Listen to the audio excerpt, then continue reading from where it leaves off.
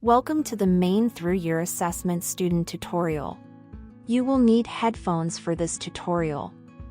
If you can read the text in the box below but cannot hear sound, pause this tutorial now and get some help to make sure your headphones are working.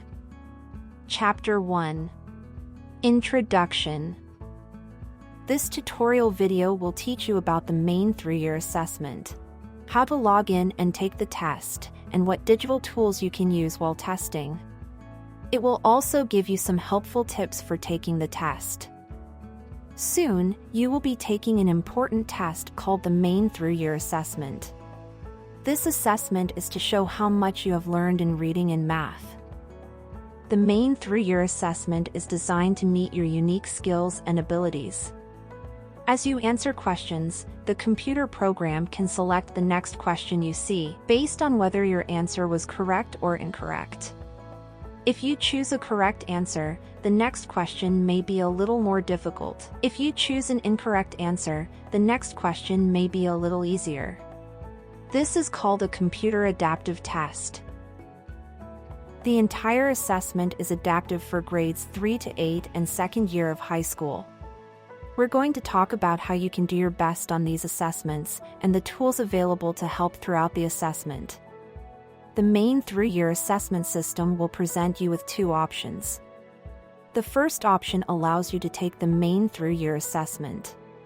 You'll use this option the day you are scheduled to take your assessment. The second option lets you take a practice assessment. If you are taking the practice assessment within the secure testing browser, there will be a third button to exit the secure testing browser. When you click the link to take the practice assessment, give it a few seconds to load. Then you will see the practice using the software screen. You will need to make 4 selections. Select the year, then select the grade you're in. Then choose the subject you want to take. Finally, select if the text-to-speech accommodation is needed or select no accommodation/support. On the practice assessment, you can choose whether or not to have the test read to you using text-to-speech. On the day of the actual test, your teachers will decide whether or not text-to-speech is the best choice for you as a learner. Chapter 2. Logging in and taking the assessment. On the day of the assessment, your teacher or assessment administrator will give you your test ticket with the information you need to log into the assessment. You'll need to type in the information exactly as it appears on your test ticket. The assessments are not timed and can be completed over multiple sessions if needed. You will have as much time as you need to finish the assessment, so be sure to take your time to do your best work. During the assessment, you will use the arrow button to move on to the next question. The arrow button will become blue once you have selected an answer. Once you respond to a question and select the blue arrow, you cannot go back. Think carefully about your answer to each question before moving on to the next question. Once you start the assessment, you'll see your first question. Depending on the type of device you are using, the left sidebar may initially collapse into a ribbon format. You can expand the sidebar by selecting the right-facing arrows. When expanded, the button labels for tools are visible. When collapsed, the ribbon will still be visible, but the labels will not be visible. Here, you can see the tools you'll use while taking the assessment. We'll talk more about these tools later. The Help button is located at the bottom of the left sidebar. It's a great way to learn about all the tools, student support options, and question types you will see on the Maine Through Year Assessment. Each tool has a short video explaining how to use it. The more you practice using the tools, the easier it will be on the day of the assessment. The Markup button can provide you with a way to mark the text and questions as you read them. When you select the Markup button, you will see the option for the highlighter, a drawing tool that allows you to highlight a word, a sentence, or a paragraph. To remove the highlighted section, you can use the Erase Highlight button or the Clear button. Click on the Exit button only when instructed by your assessment administrator. Continue to respond to items until you receive a congratulations you have finished your assessment screen and can click the Exit button to close the test. This will take you back to the login screen. Chapter 3. Text-to-speech. If you are using text-to-speech, you will be prompted to verify the audio is working appropriately when you enter the test. Select the Speak button to hear the audio. The following text will be read aloud. The quick brown fox jumps over the lazy white dog. When you see the confirmation screen asking you if you were able to hear the text, select yes or no. To adjust the volume or settings, select the audio button on the bottom of the toolbar. To play the text, select the Speak button. You can play a word, sentence, or paragraph. Once you've made your selection of what to be read, you will need to unselect your selection and then reselect if you need it to play again. If you don't want text-to-speech to finish reading the word, sentence, or paragraph, click pause or stop. The button will change to blue when selected and the blue will be removed when unselected. Be sure to wait a few seconds for the system to fully load before clicking on another button with text-to-speech. Chapter 4. Universal Tools for Mathematics and Reading. Now, let's look at the tools you can use to help you answer the questions. This tutorial will show you where the tools are and what they do. After you finish this tutorial, you can take the online practice assessment that will let you practice using all of the tools and read the types of questions that you will see on the assessment. First, we'll look at the tools that will be located on your screen when you are ready to take the test in the secure testing browser. You can use Zoom to make the pictures and words on your screen appear larger. Select the button with a magnifying glass to use the Zoom tool. The button for the Zoom tool will be in the upper right-hand corner of your screen within the secure testing browser. If you are testing on an iPad, there will not be a button for the Zoom tool but can use the pinch zoom feature on iPads. The Zoom panel appears on your screen. Use the arrows on your keyboard or device to move around the screen and click the arrows on the Zoom panel that pops up on the edge of your screen. Click on the plus on the magnifying glass on the Zoom panel to zoom in, or the minus on the magnifying glass to zoom out. To turn off zoom, click the X on the Zoom panel. The number in the Zoom panel shows how much you have zoomed in. Once you have zoomed in, the assessment will stay zoomed in until you use the zoom to make changes. You can use the color button to change the color of the words and background on the screen. Select the color button, then choose the color setting you want to use. The words and background will change color right away. When you are finished choosing a color, select the X in the color window to make it go away. To change the colors back, select the color button again and choose default. Then select the X to return to the assessment. Now, let's look at the tools in the main toolbar. Select Tools to see which tools you can use. Different questions might have different tools available.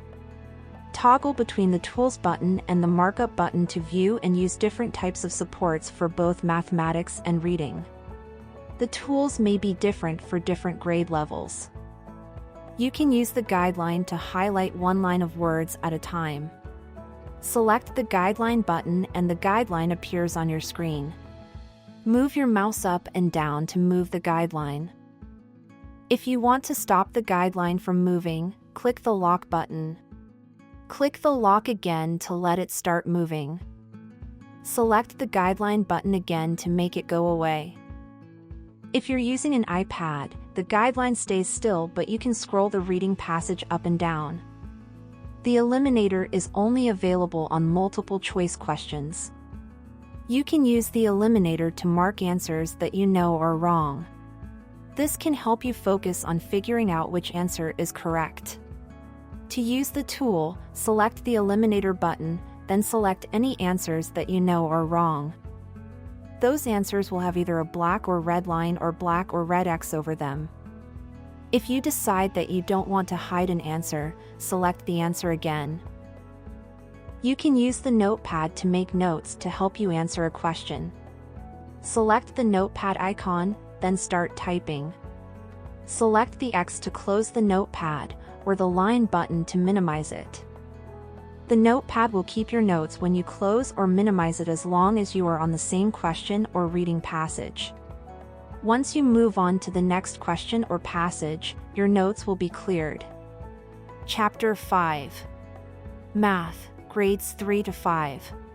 On math questions, in grades 3 through 5, you can use a math reference sheet.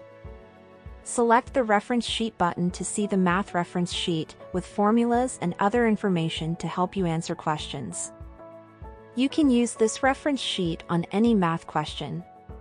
Select the X to close the reference sheet or the line button to minimize it.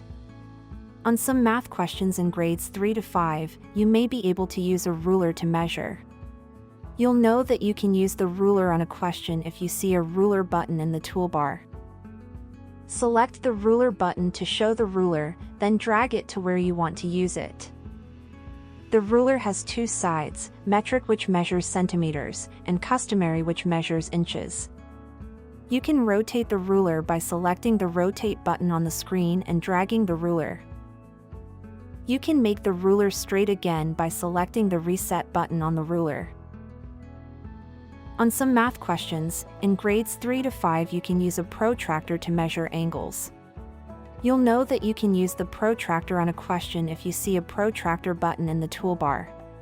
Select the button to show the protractor, then drag it to where you want to use it. You can rotate the protractor by selecting the rotate button on the screen and dragging the protractor.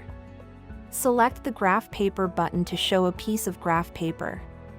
To add points or lines to the graph paper, select either the points or the lines button, then click or tap on the graph paper where you want to place the point or line. To move a point or line, select the arrow button, then click or tap on the point or line you want to move.